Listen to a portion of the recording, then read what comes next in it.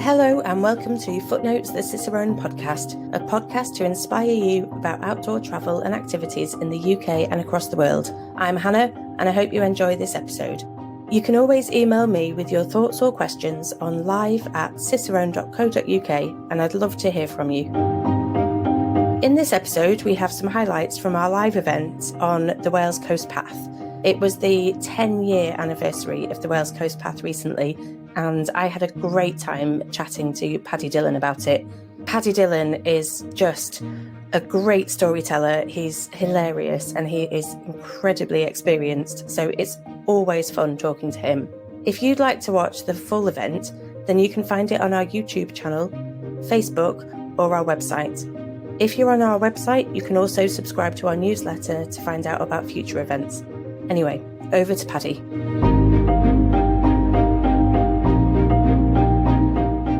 Okay, my first picture should be up there and it should say Wales Coast Path or Clwyd of Offa Cymru. And right in the middle of it is what's known as the dragon shell logo, which is the brand that they use on all Wales Coast Path signposting and literature. So if you see that sign, you know that you're on the Wales Coast Path. It's one of the best logos I've ever seen for the outdoors, just to combine a seashell with a dragon's tail and then use that for the Wales Coast Path. So yes, if you look out for that sign, you'll see it on signposts, you know you're going the right way. If it's some other sign just pointing somewhere else, it won't have that on it. So the entire 870 miles is waymarked like this. And because it's right next to the coast, you should be fairly confident you're either following the coast or you're somewhere in a field in the middle of nowhere, in which case you're probably taking a wrong turn. But yeah, one of the abiding features of the Wales coast are this great iron ring, as it was known, of castles. Here's Flint Castle, Conway Castle, Beaumaris Castle, Carnarvon Castle, and these are just in North Wales. If we go south, you've got the castle at Pembrokeshire there and Larne. And these are great things to explore as you're walking along. I think the history and heritage of Wales is just fascinating. And, you know, quite apart from just clocking off the miles along the coast, I would say to anybody, be sure to take in the history and the heritage as you're travelling, because it will make your exploration of the coast path all that more interesting. The other thing that Wales is noted for are these great little trains. There are a few of them that actually come right down to the coast. So by all means, take a day off, take a train up into the hills and back again, and you should enjoy that immensely. I already mentioned castles, I mentioned trains. Here's a train and a castle, just to show you that it's such, you know, an awesome place to be exploring. There are so many things just turn up at every corner as you're walking along the coast path there. Lighthouses are another abiding feature of the coast. This one's at Point of Ayre. And again, we've got one at Penpole looking out to Puffin Island. This one at South Stack on Holy Island, which itself is an island off the Isle of Anglesey. And going further south into Pembrokeshire, we've got one at Strumble Head. These are lovely places. Some of them you can go right up to them, some of them you can't.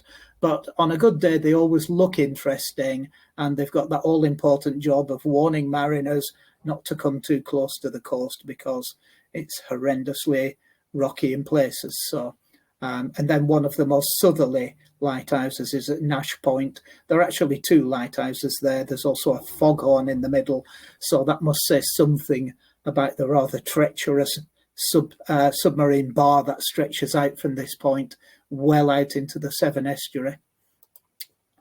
One thing about the Wales Coast Path is if you're on the coast, you're on the coast path. If you're in this village, which is Aberffro, then you're on the coast path. If you're in this town, which is Aberystwyth, then you're on the coast path. And if you're in the city of Swansea, you're on the coast path. And those places, whether it be village, town or city, all have that in common in that they're all linked by the same coast path. So if ever you find yourself just one day in a coastal town or city or village, just explore to either side, because the coast path will be there.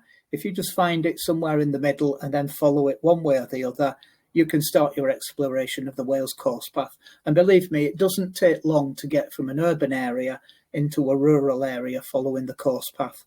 But for my money, you know, it's just like the infinite variety you get of following the coast path. Some places you actually have to cross the sea.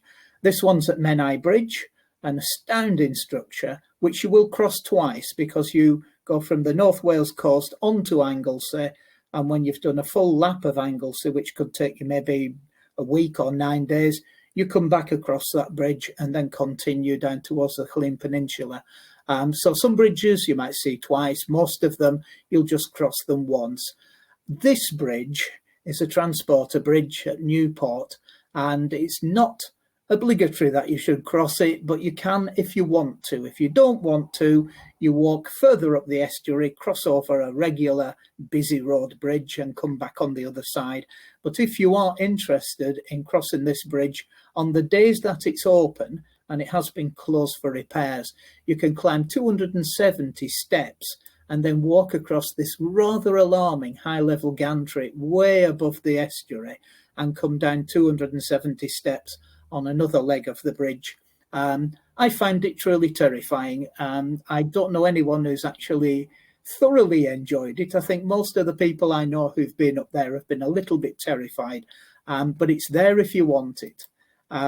But to my mind, the best bridges are the ones that were put in place just because the Wales coast path was put in place. There were places where if they hadn't put in a new bridge, you would have had to walk up an estuary for a few miles and back down the other side. And just to make it a little bit easier for walkers, they'd pick a narrow point on an estuary, put a brand new footbridge in and say, there you go, courtesy of the Welsh Government, a footbridge for you to make your life along the coast path that much more pleasant, interesting and easy. So these exist, and these were put in place just for you. And by all means, just go out there, walk the coast path and use these bridges. Now, it's not a walk along the beach. Well, some of it is.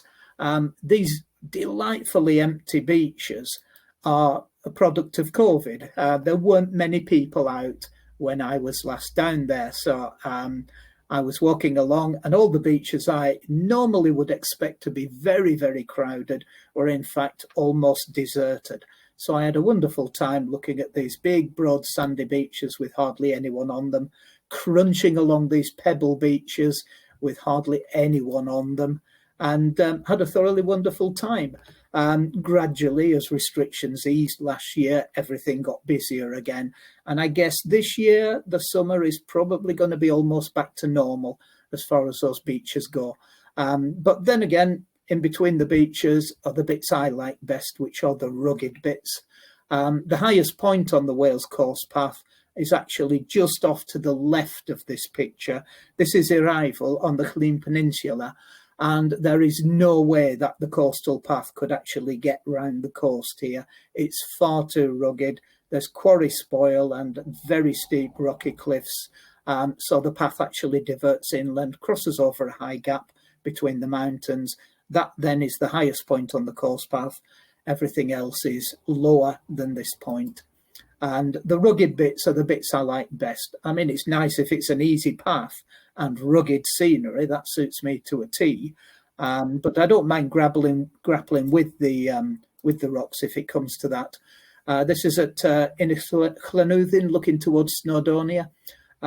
Wonderful area, slightly off the coast path. Not every bit of the coast is on the coast path. Some bits you make a detour just to get that little bit extra. One thing I did when I first walked the Wales coast path was visit all the little islands offshore, places like Bardsey and Scoma, Colby. I made an extra day just to go out and visit those islands. And that's a wonderful thing to do because they're not officially part of the coast path. So by all means, add on the extras. If it makes your life that much more enriched, to go for it. But yeah, I think this one is what's ended up on on the cover of the latest edition of the guidebook, which is due to be released by Cicerone any day now. So that's the front cover that's getting on down towards Pembrokeshire.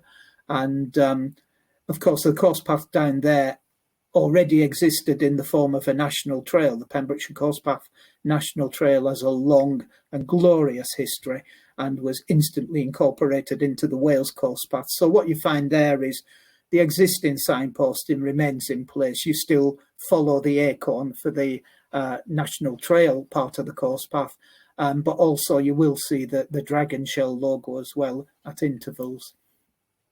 But the coast is incredible. If you go there early in the summer, that's when you'll get the flowers, and they certainly brighten up the rough and rocky coastal parts. And then there are all the little inlets, plenty of these. And like I say, some of them have been equipped with little bridges just to make things easier. In the past, you might have had to detour a bit inland to get around some of these places. And there's always the great variety of scenery, especially on a rugged course path. Every headland, every rocky cove, every time you turn a corner, you're going to see something different. And it's just great. It goes on and on in that vein. And I think that's the great appeal of it, is just the fact that it's so long and it's so interesting and it's so rich and varied that it's hard to find maybe anyone who would complain about this. It's just so good to have a course path like that handed to you on a plate. And the fact that it was only done 10 years ago, I remember the talk that went before it was opened, and I thought it would drag on for years. It actually was done very, very quickly, and that surprised me, especially to find it was done to such a high quality. The whole thing is a right of way, although sometimes you might find someone else has an idea about who has right of way. If you come across something like this on a path, I advise you to make a little loop around it rather than try and force your way through. But there you go. I mean, the livestock have as much right to be there as anyone else. The heritage of the course path, you'll find monuments to lifeboat coxswains, you'll find monuments to fishermen, but you'll also find industry. And, you know, you can't avoid that. It's part of the scene. We bring all our hydrocarbons into Milford Haven and pump them into refineries and distribute them around as petrol and gas. You can't escape that. We need the power, and that's how we get it ashore. But at the same time, you know, you can use steel to make a wonderful construction, bearing in mind that if you just turn 180 degrees, there's a steelworks that made it in the first place. So you are going to get this. You're going to get the wonderful rugged cliffs, the great wide sandy beaches, and you're also going to get the big industrial sites. And that's just part of the coast. I mean, they're on the coast for a reason. You take them on board as you go by. And if you don't like the rugged, cliffs, you'll get a sort of an urban interlude. If you don't like the industrial sites, there'll be some countryside just after it. So make the most of it. And then, of course, somebody will have the bright idea of brightening up some rubbish lying on the beach, like these 2 cubic concrete blocks.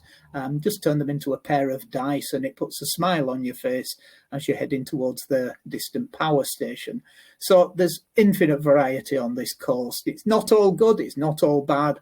It's just varied day after day after day. As you walk along, the scenery changes. And if you don't like it, it'll change to something better, and so on and so on. 870 miles of it. I can't go without mentioning the magic roundabout at Cardiff. Just when you think you're snarled up in a great mass of traffic and roundabouts, you're suddenly faced with this as an artistic statement. And it put a smile on my face as I was passing through one of the drearier parts of the route. So there you go, the magic roundabout at Cardiff.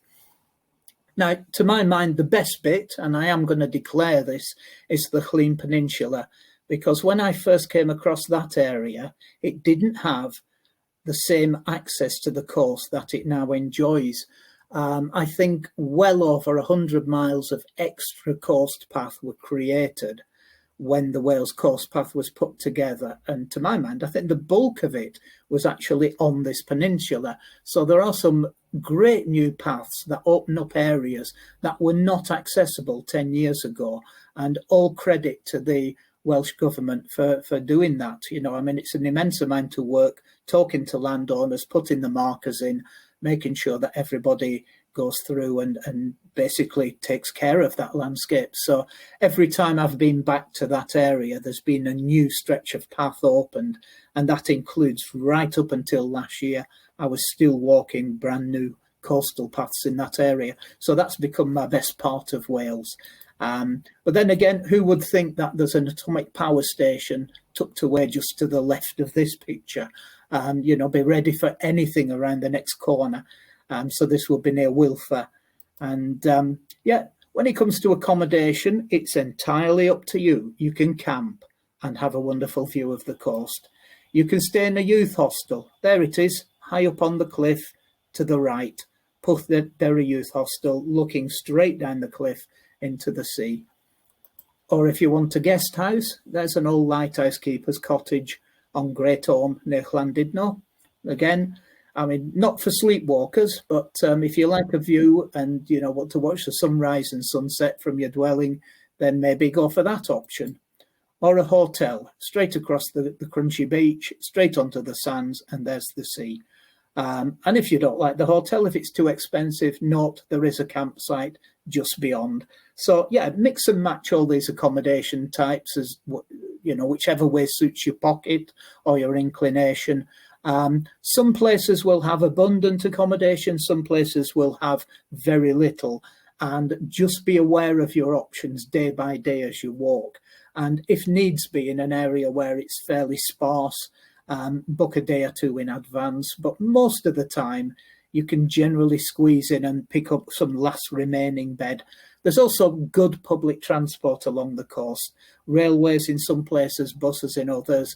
And if you do reach a point where you just can't get accommodation, maybe a 10-minute bus ride will bring a whole host of other options into play. So, juggle around with these options, because it makes all the difference to how easy or how difficult it is to walk the path.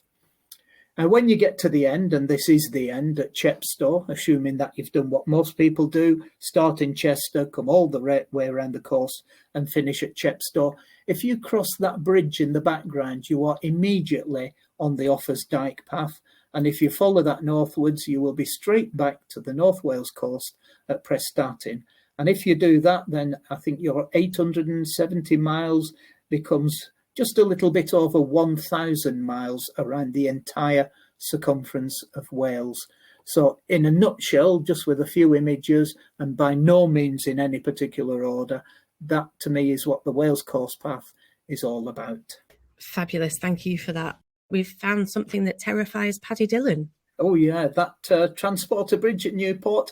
The thing is, you're not walking on a solid decking. You're walking on what I would call glorified chicken wire. You can see through your toes to the horrendous depths beneath.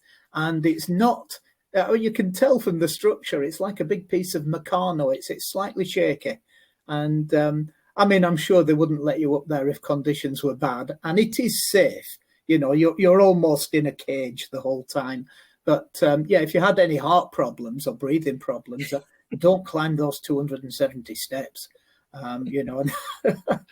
But yeah, that's interesting. It's an option you have on the days when it's open. And I would say take the option, even if it terrifies you. You don't need to do it again. I would want to at least have a go, but I'm quite thrilled by the idea that I don't think I would find that terrifying, but the great Paddy Dillon found it scary. So that's nice to know that even you've got limits. I've got my limits.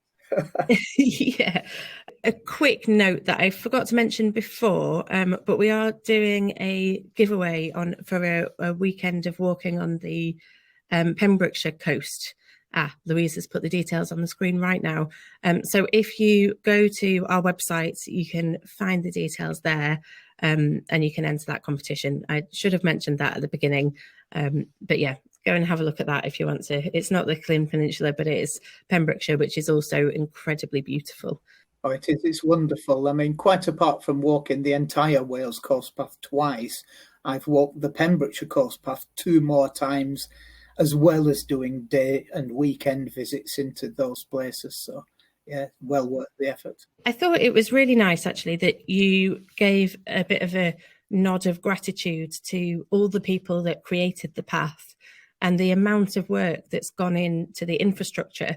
Things like putting the bridges in and negotiating with landowners. I think a lot of people, when they go and they walk a path like that, they don't necessarily think that there's going to be that much to do. They just think, oh, well, there's this path and we'll put some signs up. But, 870 miles of negotiations and landowners and signposts, it is a lot.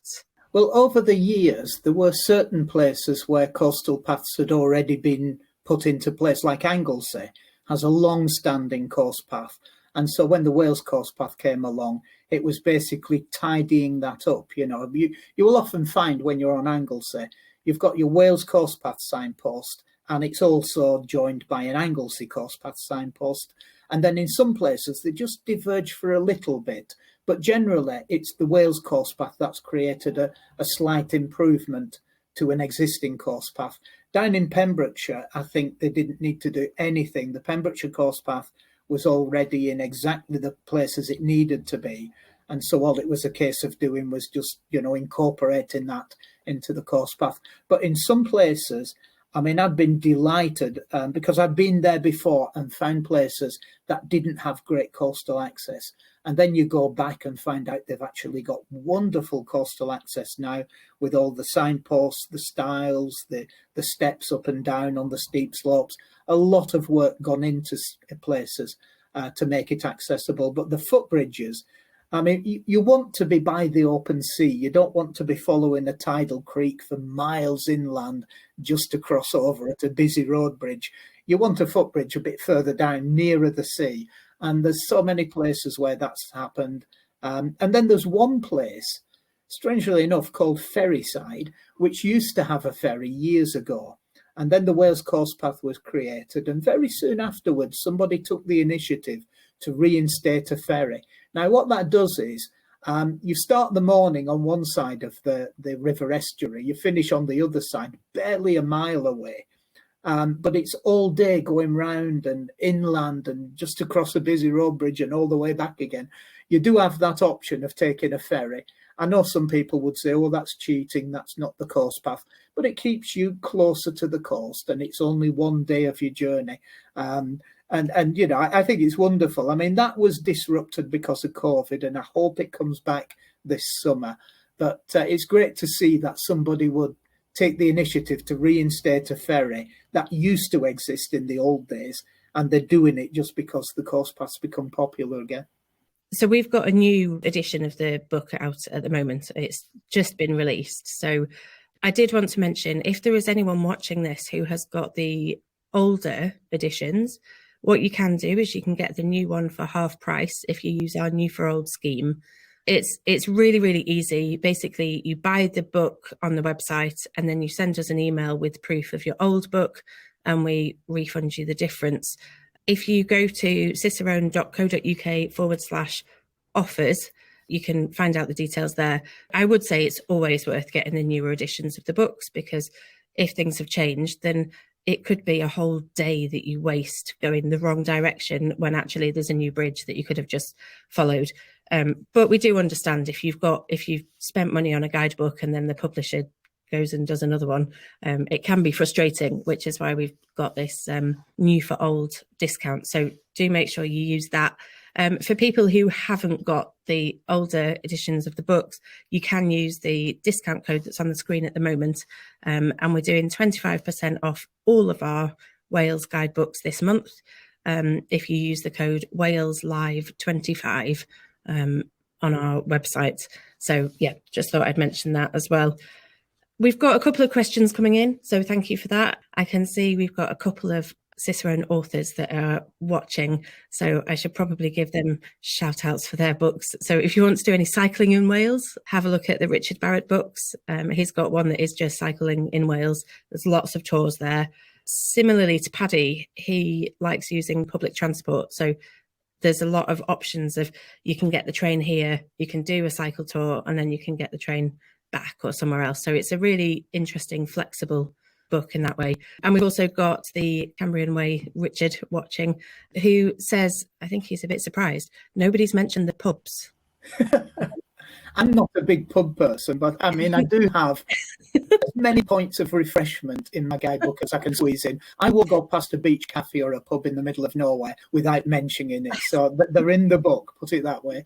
But I don't harp on about pubs. I use them to get a coffee or something like that. But that's all. Yeah. Philippa's got a question. She says her and her husband have walked nearly all the path in bits and pieces over the last 4 or 5 years. They've got about 30 miles to go to Chepstow this summer. It's not a question. She's just sharing her story. She says it's been a tremendous experience and that she's loved it all. I think, I don't know if you agree, Paddy, but everyone who I've spoken to who's done the Wales Coast Path has loved it. Yeah. I think it's hard to dislike it. I mean, even when I walked it last year, because of course to get something out this year for the 10th anniversary, it means I have to do it last year, check everything again, double check it, get it all written up, re-illustrated, change the maps where the route has changed. But I mean, sometimes I meet people on the Wales Coast Path. I've never met anyone who's been detesting it. They've all loved it. But the thing is, even when I was doing it last year, I got hammered on a couple of occasions by violent storms. And there was one day especially, when at the end of it, or even well before the end of it, I honestly wished I hadn't gone out that day. But that doesn't mean I didn't want to be on the coast path at all. That's a completely different matter. I'll take the storms as they come, because it's one thing to walk by a sea which is as smooth as a mirror and as blue as you can imagine, but it's quite another to see massive waves hammering into the cliffs and, struggling to stay upright. You've got to have those days to balance out the nice days. But yeah, I got hammered by some really severe storms.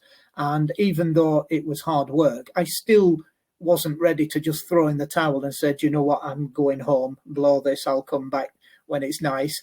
No, I mean, I thoroughly enjoyed it. You know, it's easy enough to get dried off when it's been a bad day, get warmed up, get some food here, and then see what the next day holds. But yeah, if you want to avoid those sorts of things, I check the weather forecast. They're free after all. But no, fair enough to people who will spread the achievement over several years, because I've done this in single bites without even taking a day off, and I enjoy doing that. But if you do a bit here and there, a weekend or maybe a week of a holiday, and add it up over 4 or 5 years or whatever, you're just extending the enjoyment. It's going on forever. You know, I mean, when I've finished, it's finished. But if someone takes 4 or 5 years over it, I reckon they're getting a lot more enjoyment out of it. And not everybody can take off the amount of time you need in one go to 50 odd days or whatever to do it all in one go. That's quite epic. Every summer it seems like there's bits of the Southwest Coast Path that fall into the sea. What's the Wales Coast Path like for that? Well, it suffers the same way. You know, if you get a bad enough storm and it hits the bottom of the cliff or even the promenade, I mean, if you've ever gone into Aberystwyth after a storm and see the damage that's been done to that promenade on a couple of occasions now, even demolishing, in one instance, a Victorian seaside shelter, which has probably made have got cast iron posts in it. But yeah, it can do severe damage, and it does take time to fix. And then when it's fixed, you don't know when it's going to happen again. But yeah, what happens generally is if there's a path closure because of, it's gone over the edge or there's been a landslide, they will divert it fairly quickly. And that has happened within the course of the first edition. The path I checked way back when I did the first edition, I think 2 years later, there'd been a landslide and the path was closed. You had to go around by road. But now it's been fixed and it's grassed in, or the vegetation's recolonised the repairs. And it's actually, you have to step back to spot the bit that vanished, because they made such a good job of putting it back. And then in another instance, a part I came across last year had obviously been repaired fairly recently, but the entire path had been moved up slope because the bottom part had become damaged. And you could see the bottom part plain as day. And yet I'd be up here thinking, I was down there last time. So some places it's quite obvious what's happened. Other places, it'll be closed. You're temporarily inconvenienced because you have to go around. but it will be fixed in due course. And I think that's one of the great things about having, sort of the government behind a course path, is that you're going to get it fixed a lot quicker than if it was just an ordinary course path, So, fair play to the people who keep it all in good shape. Yeah, they're very proactive, aren't they? Yeah. Okay, we've got a couple of questions about stats. So, do you know how many people have completed the path so far? I don't, because not everybody will say that they've completed it. I know that the Wales Course Path website has what they call the Hall of Fame. So people who've, say, oh, I'm full of it, I've completed the Wales Course Path, put me in your Hall of Fame. They'll do that, and they'll get a few words of a story out of you. Unfortunately, I've never done that. It's something I tend not to do, sort of put my name forward for, the glory of it or whatever. I just write the guidebooks. But so I'm not in the Hall of Fame. So that's one person who's not been listed. There must be hundreds, I reckon. When I first walked it, and it was only open for 1 year, because that's the thing, it happened so quickly. I didn't realise it was going to open as quickly as it did, so I didn't get to do it until the following year.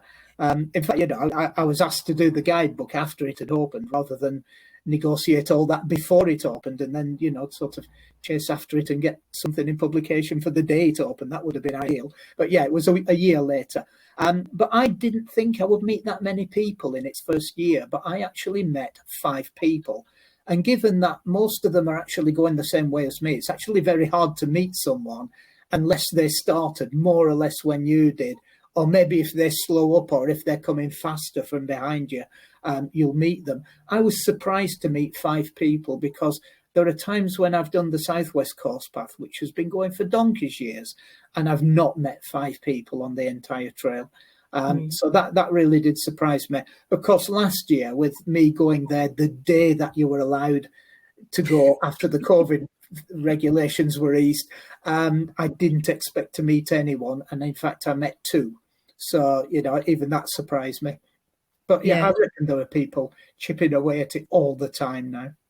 Yeah, Richard has said actually that they reckon each year 10,000 people walk 3 days or more on the path. That wouldn't surprise me at all. There are so many people you meet just walking the dog or just walking a stretch. Because the great thing is, if you've got stations on a train line 3 to 4 miles apart, you can do that stretch, jump back on the train and get back to wherever you started. And there's so many parts of the course that actually have that access. Yeah, well, he says it's amazing you don't see anyone on long sections of it. And I think, it is a massive path, so there's a lot of place for people to disperse along the path, I guess. But yeah, it's a popular route. And then we've got a question. Do you know how fast, what's the fastest time anyone's done it in? Do you know? I know that it was run the year it opened, possibly just before it opened. And that was a woman, Ari Kane. I didn't realise she was the fastest. Yeah, she ran it at the rate of a marathon a day, which is absolutely stunning. No way would I do that. There's somebody who you may be intending to mention, Sarah Williams. She's intending to take 50 days over it. Now, in my guidebook, I suggest 57. I've done 57 myself. I've done 56. So I know what it's like when you just contract it by 1 week and say I'm doing it in 50. I know what will happen to some of your days and how much harder they will get when you start extending them. So good luck to her with that. But it wouldn't surprise me if it's been done in a lot less. There are people who will do what they call FKTs, fastest known times of various trails. I don't recall seeing a fastest known time listed for the Wales Course Path, but there may be one. It might be a case of Googling it and seeing what turns up. Yeah, you're right. I know Sarah Williams, I think she fast packed the first couple of days. And so she was maybe doing it that way, just running bits and trying to get it a bit faster. But yeah, it's actually, as soon as she said, Sarah Williams is friends with and has interviewed Ari Kane for her Tough Girl podcast. I don't know whether she's still the fastest person, but yeah, check her out as well. And if you follow Sarah, you'll see links to that episode anyway, because I think she was walking some of the path with her this time when she's walking it at the moment. So yeah, it's really nice. Can you cycle the Wales Coast Path? There are some stretches which are actually on a cycleway. A significant part of the North Wales coast is cyclable and is actually well used by cyclists. And there are other places, let me just think of them. There's a stretch of cycleway, I suppose, on the way to Carnarvon. There's one there. Well, there's some good stretches down on the South Wales Coast Path, especially in the urban areas. You know, if you're going across the barrage at Cardiff, you could cycle that. In and out of Swansea, I think, is all on cycleways. So, yeah, there are parts you can cycle. And then, of course, there are those rugged cliff paths, which are designated public footpaths. You do not cycle those anyway. You just enjoy those on foot.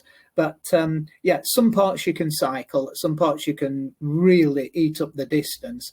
And I have to say, when I set off the first time walking from Chepstow out towards Flint, and almost all of that is a cycleway, when a cyclist whizzes past you and within 2 minutes you've lost sight of them, and yet for the next hour your scenery does not change from that, you know, sort of vanishing point of a tarmac track, you begin to wish you'd brought a bike. And then, of course, I have gone back with a bike and just raced along that and thoroughly enjoyed it.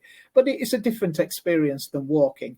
But yeah, I mean, some parts of it are cyclable, not all of it. And if you wanted to cycle the coast, you'd be chopping and changing between places that can be cycled and places that just can't. They're just too rugged. So Alan Kane, thank you, Alan, for doing this. This is the wonder of the internet. It's amazing.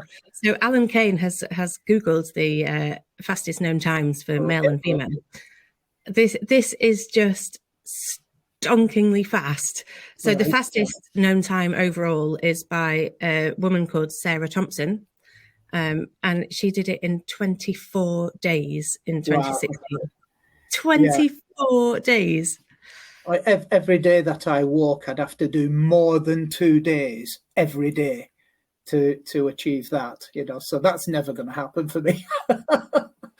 But a creditable performance. The fastest male who's done it is Lee Butters. He's done it in 26 days and 15 hours in 2017. So yeah. Still doesn't help me. I mean, you know, I'll stick with 57 days. It's just right for me. But I mean, I'm in awe of people who can do that. I mean, I really do that. I just hope that they enjoy the scenery at least. But when it comes to things like the heritage features where you stop and look at things and read the little notice board that's there, you can't do any of that when you're going at speed, you know. So I think maybe they lose a little bit on that side. But I mean, at the end of the day, you can read all that up afterwards, you know, read about the places you've been. But I do like to stop and look at things and, you know, stretch out my days on the coast. Yeah, it's not for everybody, is it, that? Yeah. Linda has got a question, and I can't imagine that you've been able to do this, but have you ever totted up how many miles you've walked in total? You mean like in my entire life? I think that's what she means, yeah. This will give you some idea. I've got to add on some extra, but let's say 108,000 kilometres plus some. 108,000 kilometres? Plus a little bit, because I'm not fully up to date with that printed sheet there. So, wow! I really didn't think that you would have that to hand. I don't know why. Knowing you, I should have expected that. Of course, you'd know that. We've got a question about wild camping, and this is a bit contentious. How easy is it to wild camp near the path? Desperately easy, but of course illegal. You know, if you are proper wild camping, it means you've not asked anyone for permission. You just decide this is a nice place to put my tent. And the thing is, yes, it's illegal. Yes, it happens. You know, I mean, like I've done it. I know other people who've done it. When I'm walking, I find people doing it, you know, and, you know, by and large, nobody's causing any harm to anyone. It's a case of, you know, the best approach is you find somewhere, capable of taking the tent without you having to hack and slash at the undergrowth, just a nice little place. My tent would fit there and I'll be comfortable, but it's also out of sight. And it's going to be a low-key camp. You're not going to make any noise. You're not going to make any mess. When you pack up in the morning, it must look as though you were never there. Now, if that happens, if you camp for the night, and if when you leave in the morning, it looks like you were never there and nobody on this entire planet had any idea you were there, then I would say, what's the problem? But that's just my personal view. But I also have to say, yes, it's illegal. If you got caught, you would not go to jail. It's not that sort of illegal. It's a civil offence, not a criminal one. It becomes a criminal one if you chop somebody's tree down and make a campfire out of it. You can be sued for damages then. But wild camping, it happens. People do it, and it is actually quite easy to do on the course path. But, when all said and done, you should at least try and find out whether it's okay to camp there. If it's late at night and you're running out of energy and you're not going to get to where you thought you were going to be, if you have a little tent, I'd say that's good insurance, and just plonk that down for the night, clear off early in the morning. No one will be any the wiser. No one's ever found me wild camping in this country. The only people who found me wild camping in another country turned up with 2 shotguns, but I was able to talk my way out of it in a foreign language, and everybody was happy. We need a whole other live event on that. But where was that? It was Sardinia. I camped in the mist, so I didn't realise how close I was to being seen when the mist wasn't there. And it was 6 a.m. when these guys turned up in full camo with shotguns. But I had about 5 words of Sardinian, or Italian, which I kept recycling on them until I wore them down. And by that time, I rolled up my tent and was ready to go anyway. Everyone who knows you knows that you are a talker. With only 5 words. Don't recommend that. Yeah.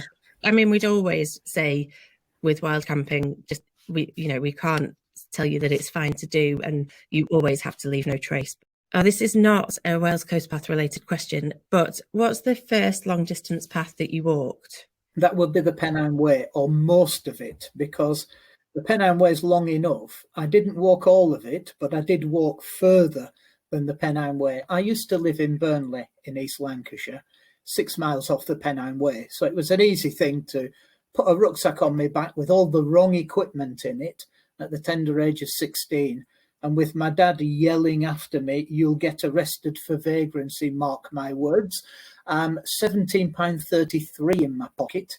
I came back 4 weeks later, having walked to the Pennine Way, walked northwards on the Pennine Way, got as far as Crossfell, cut across to the Lake District, climbed a load of fells, come back through the Yorkshire Dales, and I think my money finally ran out at Gargrave. I was 30 miles short of Burnley and only had 12 pence to my name, so that was 2 pence for a phone call to my auntie to pick me up and 10 pence on a bag of chips, which was absolutely marvellous. That was my first long distance walk. It was horrendous, absolutely horrendous. But one thing that Kev Reynolds always said, and that I'm sure I've heard you say, Paddy, is that the reason why you do this job is because you weren't ever able to get a proper job.